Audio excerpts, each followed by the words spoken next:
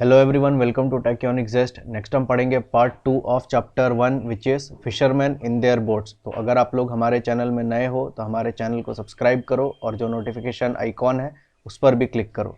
Part 1 में हमने पढ़ा था about fishes and whales and what is the difference between fishes and whales. तो अगर आप लोगों ने वो पार्ट नहीं पढ़ा है तो इस वीडियो के डिस्क्रिप्शन में मैं पार्ट 1 का लिंक डाल दूंगा, वहाँ से आप पार्ट 1 को पढ़ सकते हो। तो फर्स्ट टॉपिक पढ़ते हैं। How many of you have seen the sea. आप में से कितनों ने सी को देखा है। Where did you see it, और आपने कहाँ देखा है। सी का मतलब समंदर, ओशन। तो आपने कहाँ देखा है। Did you see it in a movie और फॉर रियल, क्या आपने मूवी में देखा है या फिर आप रियल में उसे देखा है। How deep do you think the sea could be, find out. तो वो पूछ रहे हैं आपको क्या लगता है सी कितना डीप हो सकता है, तो इसे फाइंड आउट करना है। तो स्टूडेंट्स इस एक्टिविटी को आप खुद से करो, बट एक छोटा सा आइडिया मैं आपको दे देता हूँ यहाँ पर कि सी कितना डीप हो सकता है। तो स्टूडेंट्स इस फोटो को आप ध्यान से देखना। तो जो सी होता है उसकी जो यहाँ पर लैंड होती है उसके अलग अलग पार्ट्स होते हैं। जैसे अगर इस पार्ट को आप देखोगे तो इसको हम कहते हैं कॉन्टिनेंटल शेल्फ, इस पोर्शन को हम कहते हैं कॉन्टिनेंटल स्लोप, इस पोर्शन को कहलाता है कॉन्टिनेंटल राइस और इसे हम कहते हैं ओशियन बेसिन। और इस तरह का जो आप शेप देख रहे हो या लैंडफॉर्म देख रहे हो इसको हम कहते हैं हडल जोन। यहाँ पर ट्रेंचेस होते हैं। तो जो डीपेस्ट ट्रेंच होता है वर्ल्ड में that is Mariana trench, that lies somewhere here 11,000 metres और 36,100 फीट। तो आप देख सकते हो जो ओशियन है या सी है वो कितना डीप है। तो जो डीपेस्ट पॉइंट है सी में वो एक ट्रेंच है, उसको हम कहते हैं मरियाना ट्रेंच। और वो कितना डीप है तो वो सरफेस से 11,000 मीटर्स पर है। इसको अगर आप फीट में देखोगे तो that is almost equal to 36,100 feet. तो हमारा जो ओशन है वो कितना डीप हो सकता है, that is almost equal to 11,000 metres और 36,000 फीट। तो यह आप अभी विजुअलाइज नहीं कर पा रहे होगे ये कितना है एक्चुअल में। तो आइडिया देने के लिए मैं आपको एक छोटा सा एग्जांपल दिखाता हूँ। तो 11,000 मीटर्स कितना डीप हो सकता है स्टूडेंट्स।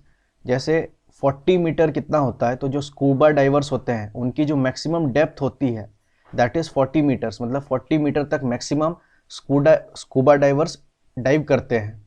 तो दिस मच इज़ 40 मीटर्स। और यहाँ पर आप देखो दिस इज़ 301 मीटर्स, तो ये है 301 मीटर्स। तो यह है height of Eiffel tower. Height of Eiffel tower की 301 मीटर इतनी लेंथ होती है। तो अगर आप आईफेल टावर को रखोगे तो वो बस यहाँ से यहाँ तक ओशन को कवर करेगा। तो यह हो गया 301 मीटर्स। अगर आप यहाँ देखोगे तो यह है 500।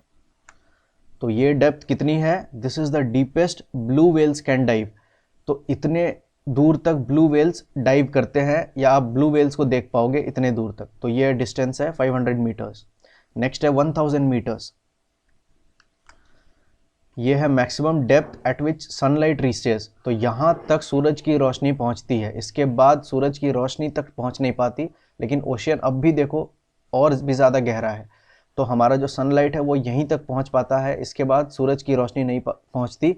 वहाँ पर अंधेरा होता है, तो वहाँ पर जीव जंतु जो भी हैं उनको आप नहीं देख सकते नॉर्मली, क्योंकि वहाँ पर सनलाइट नहीं पहुँचती है।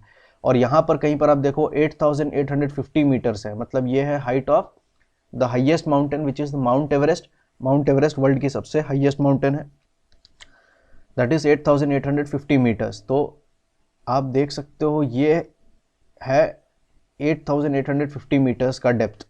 तो ओशन इससे भी ज़्यादा गहरा है, कहाँ तक जाता है, तो दैट इज़ 11,034 मीटर्स। तो ये डीपेस्ट जो ट्रेंचेस होते हैं उनमें भी जो डीपेस्ट ट्रेंच है मरियाना ट्रेंच, वो 11,000 मीटर्स अप्रोक्सीमेटली है, that is almost equal to 36,100 feet. तो हमारा जो ओशियन है वो इतना गहरा है, सनलाइट यहीं पर आकर के ख़त्म हो जाती है 1000 मीटर्स पर। इसके बाद जो कुछ भी है बस पानी ही है, वहाँ पर इट इज़ डार्क। तो एक फिल्म के डायरेक्टर हैं, उनका नाम है जेम्स कैमरून। तो 2012 में उन्होंने ओशियन का डेप्थ मेजर करने का कोशिश किया था कि देखते हैं हम कितने दूर तक जा सकते हैं। तो वो यहाँ तक पहुँच पाए थे 10,898 मीटर्स। तो ये डेप्थ वो कवर कर पाए थे ओशन। लेकिन ओशन इससे भी ज़्यादा गहरा है, and that is actually 11,034 metres. Next is, do you know how to swim? Would you be scared of high sea waves? तो क्या आपको तैरना आता है? Would you be scared of high sea waves? तो क्या आपको हाई सी वेव्स देख के डर लगता है? तो स्टूडेंट्स, सी वेव्स क्या होते हैं? तो जो लहरें उठती हैं पानी में उनको हम कहते हैं वेव्स, और यहाँ पर वो हाई सी वेव्स की बात कर रहे हैं, जो ऊंची ऊंची लहरें उठती हैं। तो क्या आप उनको देख के डरते हो? तो यहाँ पर आप देख सकते हो ये एक सी वेव है, किस तरह से वेव्स बनते हैं। और जो इस तरह के हाइयर वेव्स होते हैं, ऊंची वेव्स होते हैं, उनको हम कहते हैं हाई सी वेव्स। तो आप एक और फोटो देख सकते हो किस तरह से वेव्स बन रहे हैं ओशंस में। और यहाँ पर कुछ लोगों को भी आप देखोगे जो वेव्स के ऊपर कई लोग तैरते हैं। तो कई लोग डरते हैं, कई लोग नहीं डरते, वो वेव्स के ऊपर तैरना पसंद करते हैं। तो आपको कैसा लगता है? Next is, close your eyes and imagine the sea with waves rising high. आप अपनी आंखों को क्लोज करो और इमेजिन करो सी में बहुत हाई वेव्स राइज हो रहे हैं। How do you think the waves, how high do you think the waves can go? आपको क्या लगता है वेव्स कितने हाई या कितने ऊंचे तक जा सकते हैं? तो इसको प्लीज फाइंड आउट करो और इसका आंसर यहाँ पर लिखो। Next is, imagine that there are fishermen in their boats going up and down with the waves. They start their trip when it is still dark. Some go on a simple boat made from logs of wood tied together. If the sea is rough with very high tides and strong wind, then these fishermen have very difficult times. तो अलग अलग तरह के boats होते हैं, कुछ इस तरह के बोट्स होते हैं जिनको हम कहते हैं लॉग बोट्स। तो यह बेसिकली लॉग्स या फिर logs of would Tide together, तो लॉग्स ऑफ वुड्स को एक साथ बांध करके इस तरह के बोट्स को बनाया जाता है। तो अगर लो वेव्स हैं, ज़्यादा वेव्स नहीं है पानी में, ज़्यादा ऊंची लहरें नहीं हैं, तो उन फिशरमैन को ज़्यादा तकलीफ नहीं होती। लेकिन जब वेव्स ओशंस में इस तरह के वेव्स होने लगते हैं तो लॉग बोट्स को जो यूज़ करते हैं फिशरमैन, उनको काफ़ी परेशानियां होती है। वो कह रहे हैं they start their trip when it is still dark. तो जब डार्क होती है, मतलब सनराइज से पहले, जब प्रॉपर लाइटिंग भी नहीं होती है, तब वो अपना ट्रिप स्टार्ट करते हैं, क्योंकि उस टाइम पे जो ओशन है वो थोड़ा काम होता है, ज़्यादा हाई वेव्स नहीं होते। तो उस टाइम को देख करके वो अपना ट्रिप स्टार्ट करते हैं। नेक्स्ट वो कहते हैं these log boats do not go very far. जो लॉग बोट्स होते हैं कुछ इस तरह से, they do not go very far. If the wind is helpful they travel about 4 kilometre in 1 hour. तो अगर विंड हेल्पफुल है, ज़्यादा हाई वेव्स नहीं है, तो they can travel about 4 kilometre in 1 hour. 1 घंटे में 4 किलोमीटर वो ट्रैवल कर लेंगे। How long will they take to go a distance of 10 kilometre? तो नेक्स्ट क्वेश्चन है, वो कह रहे हैं अगर विंड हेल्पफुल है तो 1 आवर में 4 किलोमीटर ट्रैवल कर रहे हैं, तो 10 किलोमीटर ट्रैवल करने में उनको कितना टाइम लगेगा? तो स्टूडेंट्स आप बताओ, अगर 4 किलोमीटर 1 घंटे में जा रहे हैं तो 10 किलोमीटर कितने टाइम में जाएंगे? तो 10 को ब्रेक कर लेते हैं, 4 किलोमीटर 4 किलोमीटर 2 किलोमीटर, इनको ऐड करोगे तो क्या मिलेगा? 10 किलोमीटर्स। तो 4 किलोमीटर कितने घंटे में जा रहे हैं? तो 1 आवर में। तो यहाँ पर हमने लिख लिया 1 आवर। नेक्स्ट फिर से 4 किलोमीटर कवर करेंगे तो उसके लिए भी कितना टाइम लगेगा? 1 आवर। और बच गया 2 किलोमीटर हमको कवर करना है। तो 4 किलोमीटर अगर 1 आवर में कवर कर रहे हैं तो 2 किलोमीटर कितने टाइम में कवर करेंगे? That will be half hours. तो 1/2 आवर, 1/2 आवर एक्चुअल में क्या होता है? 30 मिनट्स। तो स्टूडेंट्स 1 आवर में होते हैं 60 मिनट्स, तो हाफ आवर में कितने मिनट्स होंगे? तो 1 आवर को डिवाइड बाई 2 कर रहे हो तो यहाँ भी डिवाइड बाई 2 करोगे, तो that will B 60 divided by 2 which is actually 30 minutes. तो यहाँ पर आप क्या देख रहे हैं कि 2 किलोमीटर ट्रैवल करने में हाफ आवर या फिर 30 मिनट्स लग रहे हैं। तो टोटल कितना टाइम लग गया? तो तीनों को ऐड कर दो, 1 आवर प्लस 1 आवर 2 आवर, और यहाँ पर 2 आवर प्लस हाफ आवर कितना होता है? 2.5 आवर्स। तो यहाँ पर हम क्या लिखेंगे? 2.5 आवर। इसका मतलब 2 आवर एंड हाफ आवर्स, ये दोनों मिलकर के 2 आवर्स, ये हो गया हाफ आवर। तो 2.5 आवर्स, या फिर आप लिखोगे 2 आवर्स एंड 30 मिनट्स। तो हाफ आवर का क्या मतलब होता है? हाफ आवर का मतलब होता है 30 मिनट्स। तो यहाँ पर आप लिख सकते हो 2 आवर्स एंड 30 मिनट्स।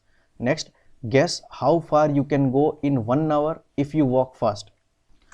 तो यहाँ पर आपको गेस करने को कह रहे हैं, अगर आप फास्ट वॉक करते हो तो आप 1 आवर में कितनी दूर जा पाओगे? गेस करके यहाँ पर आप लिख सकते हो। Next is, fishermen can feel the wind and look at the sun to find out which way to go. तो वो कह रहे हैं जो फिशरमैन होते हैं वो विंड को फील करके और सन को देख करके बता सकते हैं कि उनको किस डायरेक्शन में जाना है। विंड को फील करके और सन को देख करके हम में से बहुत कोई यह नहीं बता पाएगा। Many of us would get lost and not be able to find our way on the sea where you only see water, water and nothing else। तो सी में जहाँ पर चारों तरफ सिर्फ पानी ही पानी है, कोई लैंडमार्क भी नहीं दिखता हमको दूर दूर तक कि हम बता सके कि हमको इस डायरेक्शन में जाना है, या इस डायरेक्शन हमारा नॉर्थ है, इस डायरेक्शन ईस्ट है, इस डायरेक्शन वेस्ट है। तो कई बार हम खो जाते हैं, लेकिन फिशरमैन को सिर्फ विंड को फील करके और सन को देख करके अपना डायरेक्शन उनको पता होता है। Next is find out. Look at the sun and find out the directions from where it rises। तो स्टूडेंट्स आप बताओ, where does the sun rises and where does it set? तो हम सबको पता है sun rises in the east and sets in the west। So sun rises in the east and sets in the west। From where you are, what interesting things do you see to your east? Name two things that are lying to your west।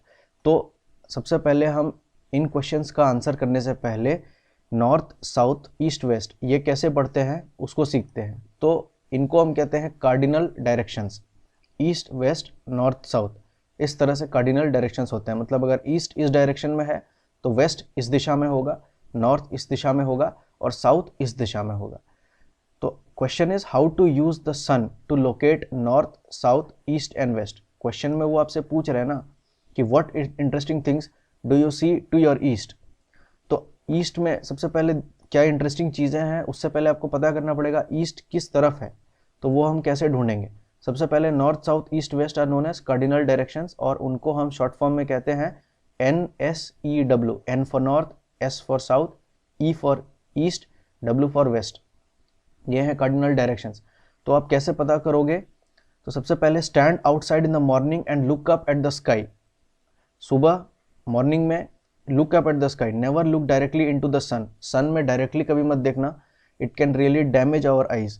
तो फिर कैसे पता करें? बस आपको idea लगाना है कि सन कहाँ पर है, where the sun is currently located, बस फाइंड आउट कर लो बिना सन में डायरेक्टली देखे। The sun rises in the east, therefore the location of the sun in the morning is towards the east. तो जिस लोकेशन पर सन होगा, सुबह जब भी आप उठोगे, सुबह उठते ही जिस लोकेशन पर या जिस डायरेक्शन पर सन होगा वो होगा आपका ईस्ट। तो अगर आपने ईस्ट लोकेट कर लिया तो वेस्ट क्या होगा? उसका ऑपोजिट डायरेक्शन वो होता है west. Therefore the location of the sun in the morning is towards the east. Compare this to the location of the sun in the sky in the late afternoon. Afternoon में आप देखते हो students, तो सन कहाँ पर होता है? Overhead में होता है, एग्जैक्टली हमारे ऊपर होता है the sun in the late afternoon.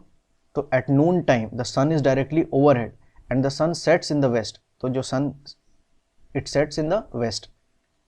तो एक बार फिर से समझते हैं कैसे सन को देख करके हम ईस्ट, वेस्ट, नॉर्थ और साउथ फाइंड आउट कर सकते हैं। सबसे पहले in the morning find the general location of the rising sun. Stretch out your left arm so that your left hand is pointing towards the sun. Your left hand is now pointing east.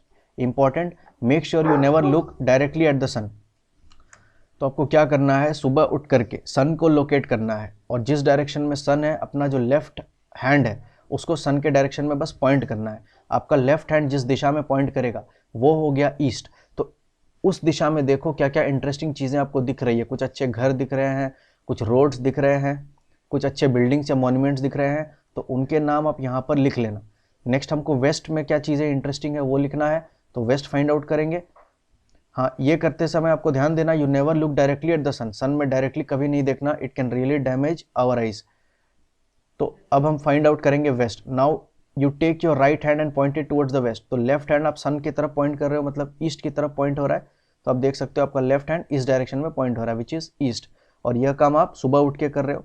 उसके बाद waste find out करना है, तो right hand आपका इस तरफ stretch कर लो, तो that will be your west. You are now and pointed towards the west. और वेस्ट में क्या इंटरेस्टिंग चीज़ें आपको दिख रही है उसको आप यहाँ पर लिख लो। नेक्स्ट क्या करना है हमको? नॉर्थ और साउथ आइडेंटिफाई करना है। तो वो कैसे पता करेंगे? You are now facing south and your back is towards the north. तो आपका जो फ्रंट साइड है, you are facing the south, मतलब आपके फ्रंट साइड में जो भी सारी चीज़ें आपको दिख रही है सामने, they are all in the direction of south. और जो आपका बैक पोर्शन है, your back is facing the north, तो आपका जो बैक साइड है that is towards the north. तो ये हो गया ईस्ट, वेस्ट, नॉर्थ और साउथ। तो एक बार फिर से मैं रिपीट कर देता हूँ, आपको क्या करना है, सबसे पहले अपना जो लेफ्ट आर्म है वो सन की तरफ पॉइंट करना है, that will be your east. Right arm को इस तरफ पॉइंट करना है, that will be your west. और फिर जो सामने की तरफ, सामने की दिशा में, फ्रंट में जितने भी सारे चीज़ें हैं, that is towards your south. और जो आपका बैक है, the things that are facing your back, that is your north. तो ये जो है, ये डायरेक्शन आपका हो जाएगा नॉर्थ डायरेक्शन। तो इस डायरेक्शन में जो भी सारी इंटरेस्टिंग चीज़ें रहेंगी, that is basically the interesting things that are lying towards the north. तो यहाँ पर आप ईस्ट, वेस्ट, उसके साथ ही साउथ और नॉर्थ, वहाँ पर भी क्या क्या इंटरेस्टिंग चीज़ें देख पा रहे हो, उनके भी नाम आप एडिशनली यहाँ पर लिख लेना। Next is what a catch. Out on the sea fishermen look for a place where they hope to find a good catch of fish. जब फिशरमैन सी में जाते हैं तो वो किसी ऐसे जगह को ढूंढते हैं जहाँ पर अच्छे नंबर्स में उनको फिश मिल सके। There they spread their nets. They will have to wait for many hours for the fish to come into their nets. तो स्टूडेंट्स, अगर आपने फिशरमैन को फिश पकड़ते हुए देखा होगा तो वो किस तरह से करते हैं, वो नेट्स को स्प्रेड कर देते हैं और काफ़ी घंटे वहाँ पर वेट करते हैं। और जब फिश उन नेट्स में काफ़ी घंटों के बाद फंस जाते हैं तो फिर धीरे धीरे वो फिशेस को नेट से निकाल लेते हैं। Look at the different types of boats. तो यहाँ पर आप देखो अलग अलग तरह के बोट्स हैं। Some boats have motors and go further into the sea. कुछ बोट्स में मोटर्स लगे होते हैं और वो सी में दूर तक जा सकते हैं। लॉग बोट्स में मोटर्स नहीं होते, वो ज़्यादा दूर तक नहीं जा पाते। अगर विंड हेल्पफुल रहा तो वो 4 किलोमीटर तक जा सकते हैं 1 घंटे में। Since they go far out they can catch more fish. तो मोटर बोट्स क्या होते हैं, दूर तक जा सकते हैं तो ज़्यादा फिश भी वो पकड़ पाएंगे। These boats travel faster at a speed of about 20 kilometre in 1 hour। तो जो मोटर बोट्स होते हैं वो फास्टर ट्रेवल करते हैं as compared to log boats, और 1 घंटे में वो 20 किलोमीटर तक ट्रेवल कर सकते हैं। How far would the motor boats go in 3.5 hours. तो वो कह रहे हैं how far would the motor boats go in 3.5 hours. तो स्टूडेंट्स वो कह रहे हैं मोटर बोट्स जो हैं वो 1 आवर में 20 किलोमीटर अगर ट्रेवल करते हैं तो 3.5 आवर्स में वो कितना ट्रैवल करेंगे। 3.5 आवर्स का क्या मतलब हुआ, 3 आवर्स प्लस हाफ आवर या फिर 3 आवर्स प्लस 30 मिनट्स। तो वो कैलकुलेट करते हैं। तो सबसे पहले 1 आवर में वो कितना ट्रैवल कर रहा है, 20 किलोमीटर। तो यहाँ पर आप क्या लिखोगे, 20 किलोमीटर। ये हो गया 1 आवर में उसने इतना ट्रैवल किया। तो स्टूडेंट्स यहाँ पर कितने हो गए, तो 1 आवर में वो ट्रैवल करेगा कितना, 20 किलोमीटर्स। नेक्स्ट 1 आवर में फिर से 20 किलोमीटर्स, नेक्स्ट 1 आवर में फिर से 20 किलोमीटर्स, और फाइनली हाफ आवर। तो अगर 1 आवर में 20 किलोमीटर ट्रैवल कर रहा है तो हाफ आवर में कितना ट्रैवल करेगा, इसका हाफ मतलब 10 किलोमीटर्स। तो 3.5 आवर्स में वो टोटल कितना ट्रैवल कर रहा है, 20 + 20 + 20 + 10। तो यहाँ पर हो गया 60 + 10 70 किलोमीटर्स। तो यहाँ पर क्या आंसर हो गया, 70 kilometres. Next question is how much time will they take to go 85 kilometre. तो 85 किलोमीटर जाने के लिए उनको कितना टाइम लगेगा, ये फाइंड आउट करना है। तो स्टूडेंट्स 85 किलोमीटर जाने में कितना टाइम लगेगा, तो 85 को ब्रेक करते हैं तो 20 किलोमीटर जाने के लिए उनको कितना, 1 घंटा लग रहा है। तो 85 को सबसे पहले इस तरह से लिख दो, 20 + 20 + 20 + 20। यहाँ तक कितने हो गए, 80 हो गए, और बच गया कितना, 5 किलोमीटर। तो यहाँ तक 80 किलोमीटर ट्रैवल कर चुके हैं हम, और 5 किलोमीटर हमको ट्रैवल करना है। तो सबसे पहले स्टार्टिंग से लिख लेते हैं। तो 20 किलोमीटर जाने के लिए कितना टाइम लग रहा है, 1 आवर। तो नेक्स्ट इस 20 किलोमीटर को कवर करने में भी कितना टाइम लगेगा, 1 आवर। नेक्स्ट फिर से 20 किलोमीटर को कवर करेंगे, और 20 किलोमीटर कितने टाइम में कवर होगा, 1 आवर में। नेक्स्ट फिर से और 20 किलोमीटर कितने टाइम में कवर होगा, 1 आवर। नेक्स्ट हमको 5 किलोमीटर और कवर करना है। तो 5 किलोमीटर कवर करने में कितना टाइम लगेगा, तो स्टूडेंट्स अगर 20 किलोमीटर को कवर करने में 1 आवर लग रहा है तो 10 किलोमीटर को कवर करने में कितना टाइम लगेगा। 10 किलोमीटर क्या होता है, 20 का आधा होता है, तो टाइम भी आधा लगेगा, मतलब 1 आवर का आधा कितना होता है, हाफ आवर।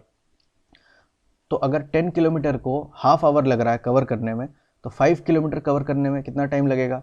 5 क्या है, 10 का आधा होता है, तो टाइम क्या लगेगा, इसका आधा। तो what is half of half. तो क्लास 3 में हमने जब हाफ्स और क्वार्टर्स पढ़ा था तो वहाँ पर मैंने आपको क्या बताया था, हाफ ऑफ हाफ क्या होता है, दैट इज 1/4। तो 5 किलोमीटर ट्रैवल करने में कितना टाइम लग रहा है, 1/4 आवर। तो what is 1/4 hour equal to, that is 15 minutes. Students 1/2 hour कितने के बराबर होता है, 1/2 आवर होता है इक्वल टू कितना, 30 मिनट्स, करेक्ट। तो 1/4 hour equal to how many minutes होगा, तो 1/4 is what, half of half, तो इसका आधा कर दो, you will get 15 minutes. So therefore 1/4 hour it is equal to 15 minute. इसको आप ऐसे भी सॉल्व कर सकते हो, हमें निकालना है 1/4 hour equal to how many minutes, तो 1 आवर इक्वल टू क्या होता है, 60 मिनट्स। तो 1/4 आवर इक्वल टू कितना होगा, यहाँ पर क्या कर रहे हैं 1 डिवाइडेड बाई 4, तो इधर भी क्या करेंगे, जो भी है उसको डिवाइडेड बाई 4, मतलब 60 डिवाइडेड बाई 4। तो what is 60 divided by 4, division chapter मैंने आपको पढ़ाया था कैसे डिवाइड करते हैं। तो what is 60 divided by 4, that is equal to 15। So therefore 1/4 hour equal to 15 minutes. तो यहाँ पर आप लिख सकते हो क्या, 5 किलोमीटर ट्रेवल करने में कितना टाइम लग रहा है, 1/4 आवर और 15 मिनट्स, 1/4 आवर और 15 मिनट्स। तो 85 किलोमीटर ट्रैवल करने में टोटल कितना टाइम लगा, तो इन सबको ऐड करते हैं। सो यहाँ पर कितने हो गए 4 आवर और यहाँ पर है 1/4 आवर, तो टोटल कितने हो गए 4 एंड 1/4 आवर्स। तो 4 एंड 1/4 आवर्स, इस तरह से आप लिख सकते हो, या फिर आप लिख सकते हो 4 आवर्स एंड 1/4 आवर, मिनट में कितना होता है 15 मिनट्स, तो यहाँ पर हम लिख सकते हैं 4 आवर्स एंड 15 मिनट्स। तो आप इन दो तरीकों से आंसर को लिख सकते हो। तो स्टूडेंट्स यहाँ पर दो क्वेश्चंस हैं as a homework for you, इन दो क्वेश्चंस को प्लीज़ कंप्लीट करो। First is question 1, how much time will they take to go 90 kilometres. Next is question 2, how much time will they take to go 95 kilometres. तो मैं इस boat की बात कर रहा हूँ, मोटर बोट, जो 20 किलोमीटर ट्रैवल करता है 1 आवर में। तो यह बोट अगर 1 आवर में 20 किलोमीटर ट्रैवल कर रही है, तो अभी हमने सॉल्व किया था 85 किलोमीटर जाने में उसको कितना टाइम लगेगा, 4 आवर्स एंड 15 मिनट्स। तो दो क्वेश्चन हैं आपके लिए as a homework. Question 1 is 90 kilometre जाने में उसको कितना टाइम लगेगा, क्वेश्चन 2 इज 95 किलोमीटर जाने में उसको कितना टाइम लगेगा। तो इन दो क्वेश्चंस को सॉल्व करो और इनके आंसर्स कमेंट्स में बताओ। तो स्टूडेंट्स यहाँ पर अलग अलग तरह के बोट्स हम देख सकते हैं। तो यहाँ पर कुछ मोटर बोट्स हैं और ये कुछ इस तरह दिखता है, ये है लॉन्ग टेल बोट और इसे हम कहते हैं बिग मशीन बोट या फिर ट्रॉलर। तो यह काफ़ी बड़े बोट्स होते हैं, ये पानी में और भी ज़्यादा दूर तक जा पाते हैं। तो वहाँ पर वो क्या कह रहे हैं, but the fisherman are now worried. अब फिशरमैन थोड़े चिंतित हैं, क्यों, there are some very big machine boats called as trawlers, मतलब वो इनकी बात कर रहे हैं। In the business they go far out and put their big nets deep in the sea, वो बहुत दूर तक सी में चले जाते हैं और अपने जो नेट्स हैं they put their big nets deep in the sea, this way they collect a whole lot of fish leaving a very few near the sea shore, they also stay out on the sea for many days. तो जो fisherman हैं जिनके पास log boats होते हैं और या तो इस तरह के टेल बोट्स होते हैं, वो ज़्यादा दूर सी में नहीं जा पाते, तो शोर में ही वो रहते हैं, मतलब शोर के आसपास में ही वो रहते हैं और वहीं पर जो उनको फ़िश मिलता है वही फ़िश वो पकड़ते हैं and they sell that fish to earn a living. लेकिन ये बिग मशीन बोट्स क्या करते हैं, ये सी में दूर तक चले जाते हैं, इनके बड़े नेट्स होते हैं और काफ़ी दिनों तक वो वहाँ पर सी में रहते हैं। तो जितने भी सारे फ़िश हैं वो कलेक्ट कर लेते हैं, तो इनके लिए ज़्यादा कुछ बचता नहीं है फिर कलेक्ट करने को, मतलब शोर के पास ज़्यादा फिशेस बचते नहीं क्योंकि मैक्सिमम फिशेस को ये ट्रॉलर्स उठा लेते हैं, इसलिए फिशरमैन थोड़े चिंतित हैं। Big machine boats also catch the small baby fish which have yet to grow up. Fishermen in the smaller boats always let the baby fish pass through their nets to go back into the sea. They choose a net size in such a way that only the grown-up fish are caught. तो यहाँ पर वो क्या कह रहे हैं, जो big machine boats हैं वो छोटे फिशेस को भी कैच कर लेते हैं अपने नेट्स में, लेकिन क्या होता है जो फिशरमैन होते हैं स्मॉलर बोट्स के, वो क्या करते हैं नेट का साइज़ कुछ इस तरह से चुनते हैं कि सिर्फ बिगर फिशेस वहाँ पर फंस सके और जो छोटे फिश हैं जिनको वो बेबी फिश रेफ़र कर रहे हैं वो उस नेट से निकल सके, मतलब वो उस नेट में नहीं फंसेंगे, सिर्फ बड़े वाली मछलियाँ वहाँ पर फंसेंगी। तो इस तरह से क्या होगा, जो फ़िश का पॉपुलेशन है, जो फ़िश की नंबर है ओशन में वो बरकरार रहती है, सी में वो बरकरार रहती है, सारे फ़िश वहाँ पर ख़त्म नहीं होते। लेकिन जो बिग मशीन बोट्स होते हैं, जो ट्रॉलर्स होते हैं, वो ऐसा नहीं करते। तो इसी बात को लेकर के फिशरमैन थोड़े से चिंतित हैं। For hundreds of years fisherman have cared for the sea and its fishes the fish and fished only a little to eat and sell. They saw that if trawlers catch thousands of kilograms of fish every day, there will be no fish left in the sea. तो यहाँ पर वो कह रहे हैं जो fisherman है, for hundreds of years they have cared for the sea, उन्होंने उतना ही फिश पकड़ा जितना उनको ज़रूरत था खाने के लिए और बेचने के लिए। लेकिन जब से ये बड़े ट्रॉलर्स आए हैं वो क्या करते हैं, hundreds of thousands of kilograms of fish every day वो पकड़ते हैं। अगर इस तरह से चलता रहा तो सी में ज़्यादा फिशेस बचेंगे नहीं और फिर इनको तकलीफ़ होगी अपने घर चलाने में। और अगर ऐसा ही चलता रहा तो फिश का जो इकोसिस्टम है, ओशियन का जो इकोसिस्टम है in which fish is a very important part, तो वो भी ख़राब हो जाएगा। तो इस चीज़ की केयर बड़े जो ट्रॉलर्स हैं वो नहीं करते। Write a news report about the dangers faced by the fishers in our rivers and seas. तो स्टूडेंट्स आपको एक न्यूज़ रिपोर्ट लिखना है about the dangers faced by the fishers in our rivers and seas. यहाँ पर आप pollution को भी कंसिडरेशन में ले सकते हो। जो बिग मशीन बोट्स हैं ट्रॉलर्स, उनके बारे में आप लिखो किस तरह से they are causing danger for our fishers in the seas. तो इसके बारे में एक न्यूज़ रिपोर्ट आप कंप्लीट करो as a homework. Next is which boat gets how much. In one trip the log boat brings about 20 kg of fish. एक trip में log boat 20 kg fish collect करके ले आते हैं। But other types of boats bring a bigger catch as given in the table. लेकिन जो दूसरे boats हैं दे गेट और they bring a bigger catch, और वो टेबल में यहाँ पर दिया हुआ है। The table also shows the speed of each type of boat which is how far each boat goes in 1 hour। Look at the table and calculate. तो table में यह भी दिया हुआ है कि 1 hour में बोट कितने दूर तक ट्रैवल करते हैं। तो सबसे पहले इस टेबल को अगर ध्यान से देखें, यहाँ पर लिखा है टाइप ऑफ बोट, यहाँ पर catch of fish in one, कि एक ट्रिप में वो कितना केजी फिश यहाँ पर कलेक्ट करते हैं, and speed of boat how far it goes in 1 hour।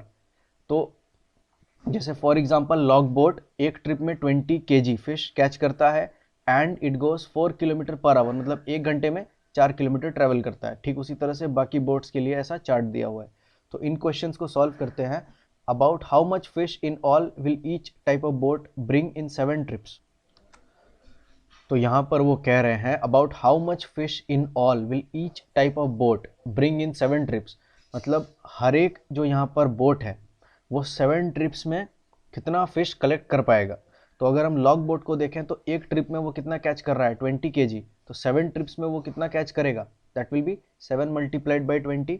तो एक ट्रिप में अगर 20 कैच कर रहा है तो 7 ट्रिप में कितना कैच करेगा, 7 multiplied by 20 kg।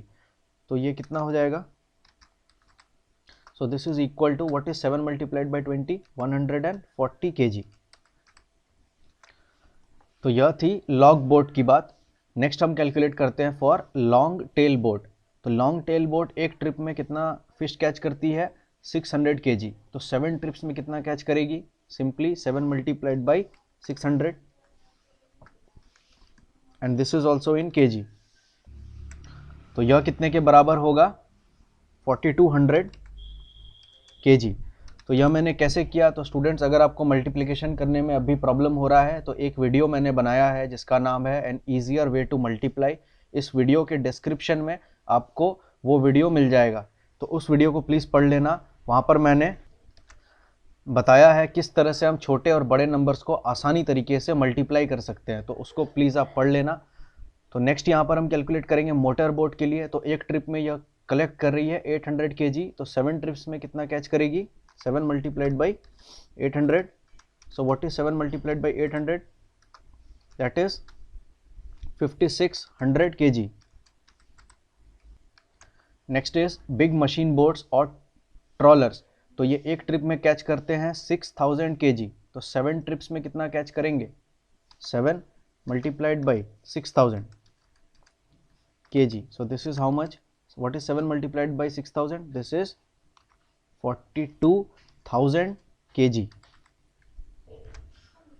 so about how much fish in all will each type of boat bring in 7 trips, the log boat will bring 140 kg, long tail boat will bring 4200 kg, motor boat will bring 5600 kg and machine boat will bring 42,000 kg। इतना kg fish वो लेकर के आएगा 7 trips में।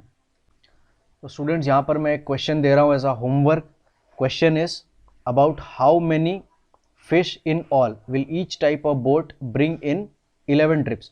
तो अभी अभी हमने एक क्वेश्चन सॉल्व किया था about how much fish in all will each type of boat bring in 7 trips, और हमने इस तरह से वैल्यूज कैलकुलेट करे थे हर बोट के लिए.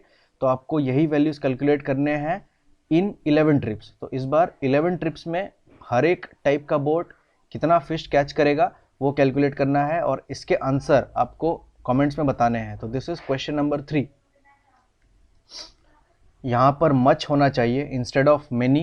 About how much fish will each type of boat catch in 11 trips. तो प्लीज़ इसका आंसर फाइंड आउट करो और मुझे बताओ कमेंट्स में. Next question is about how far can a motor boat go in 6 hours. तो मोटर बोट 1 आवर में कितना ट्रैवल कर रहा है, 20 किलोमीटर. तो 6 आवर्स में वो कितना ट्रैवल करेगा, please find it out and complete it as a homework. Next question is if a long tail boat has to travel 60 kilometres how long will it take. तो students question है कि long tail boat को अगर 60 kilometre travel करना है तो उसको कितना टाइम लगेगा. तो इस तरह के क्वेश्चंस हम लोग क्लास 3 में सीखे हैं स्टूडेंट्स, कैसे सॉल्व करते हैं. तो सबसे पहले इस तरह का एक चार्ट बना लो. सबसे पहले तो लॉन्ग टेल बोट 1 आवर में 12 किलोमीटर ट्रैवल करता है, करेक्ट. तो वो पूछ रहे हैं 60 किलोमीटर कितना टाइम में वो ट्रैवल करेगा. तो सबसे पहले यहाँ पर आप लिख लो total distance covered and total time taken. तो सबसे पहले 12 किलोमीटर ट्रैवल करने में उसको कितना टाइम लगेगा, 1 आवर. तो total distance covered and total time taken. तो what is the total distance covered, 12 kilometre, and what is the total time taken, 1 hour. तो 12 किलोमीटर ट्रैवल करने में उसको 1 आवर लगा. तो नेक्स्ट और 12 किलोमीटर ट्रैवल करने में उसको और 1 घंटा लगेगा. मतलब 12 + 12 24 किलोमीटर ट्रैवल करने में उसको कितना टाइम लगेगा, 1 आवर प्लस 1 आवर मतलब 2 आवर्स. आशा करता हूँ आपको ये समझ आया. 12 किलोमीटर ट्रैवल करने में 1 घंटा लगता है. तो 12 किलोमीटर उसने ट्रैवल कर लिया, उसको 1 घंटा लग गया. और 12 किलोमीटर वो ट्रैवल कर रहा है तो वहाँ पर भी उसको 1 घंटा लगेगा. तो टोटल टाइम अभी तक कितना लगा है, 2 घंटा. और टोटल डिस्टेंस अभी तक वो कितना ट्रैवल किया है, 24 किलोमीटर. नेक्स्ट और 12 किलोमीटर वो ट्रैवल करेगा तो यहाँ से और 1 घंटा उसको टाइम लगेगा. मतलब यहाँ से अगर वो और 12 किलोमीटर ट्रैवल करता है तो कितना कवर कर लेगा वो, 36 किलोमीटर, 36 किलोमीटर. तो और 1 घंटा भी तो लगेगा. तो टोटल टाइम अभी तक कितना लग गया, 3 आवर्स. नेक्स्ट फिर से यहाँ तो हमको टोटल ट्रैवल कितना करना है, 60 किलोमीटर. अभी तक हमने टोटल कितना ट्रैवल किया है, 36 किलोमीटर. और अभी तक टोटल टाइम हमको कितना लगा है, 3 आवर्स. तो नेक्स्ट हम क्या करते हैं, और 12 किलोमीटर ट्रैवल करते हैं. तो व्हाट इज 36 + 12, 48 किलोमीटर. तो और 12 किलोमीटर ट्रैवल करने में और एक्स्ट्रा 1 आवर लगेगा. तो कितना हो गया टोटल टाइम, पहले था 3 hours, 3 hour plus 1 hour 4 hours. Next और 12 किलोमीटर ट्रैवल करते हैं, 48 + 12 60. तो यहाँ पर और कितने लगेंगे, 1 घंटा और लगेगा. तो दैट विल बी 5 आवर्स. तो इस तरह से स्टूडेंट्स आप इन क्वेश्चंस को सॉल्व कर सकते हो. आप 12 किलोमीटर से स्टार्ट करो, आपको 1 घंटा लगेगा. फिर आप और यहाँ पर 12 किलोमीटर ऐड करते चले जाओ. हर 12 किलोमीटर ट्रैवल करने में 1 घंटा एक्स्ट्रा लगता चला जाएगा. तो फाइनली आप पहुँच जाओगे 60 किलोमीटर पे, जहाँ टोटल ट्रैवल आपको 60 किलोमीटर करना है. तो टोटल टाइम कितना लग गया वो देख लो, दैट इज़ 5 आवर्स. तो यहाँ पर आंसर क्या हो जाएगा, 5 आवर्स. इसको आप डायरेक्टली भी सॉल्व कर सकते हो. डायरेक्टली आप कर लो 60 divided by 12, you will gate 5 hours. तो ठीक है स्टूडेंट्स, ये था पार्ट 2 ऑफ चैप्टर 1. नेक्स्ट हम पढ़ेंगे some big numbers in part 3. तब तक के लिए जो भी सारे होमवर्क्स मैंने दिए हैं उनको आप प्लीज़ कंप्लीट करो. तो कितने होमवर्क्स दिए हैं, टोटल 3 क्वेश्चंस मैंने आपको दिए हैं एज अ होमवर्क. वो क्या क्या है, तो ये था क्वेश्चन 1, इसको आप प्लीज़ वीडियो को पॉज करके अच्छे से पढ़ लो. ये है क्वेश्चन 2, और एक और क्वेश्चन था क्वेश्चन 3. तो वो क्वेश्चन भी एक बार आपको दिखा देता हूँ. ये है वो क्वेश्चन 3, यहाँ पर 7 ट्रिप्स के लिए हमने निकाला था. तो इसी तरह से आपको 11 ट्रिप्स के लिए निकालना है. तो इन 3 क्वेश्चंस को सॉल्व करो और इनके आंसर्स आप कमेंट्स में मुझे बताओ. अगर आपको हमारे वीडियोस अच्छे लग रहे हैं तो लाइक करो और अपने फ्रेंड्स के साथ भी शेयर करो. Okay, and thank you so much for watching.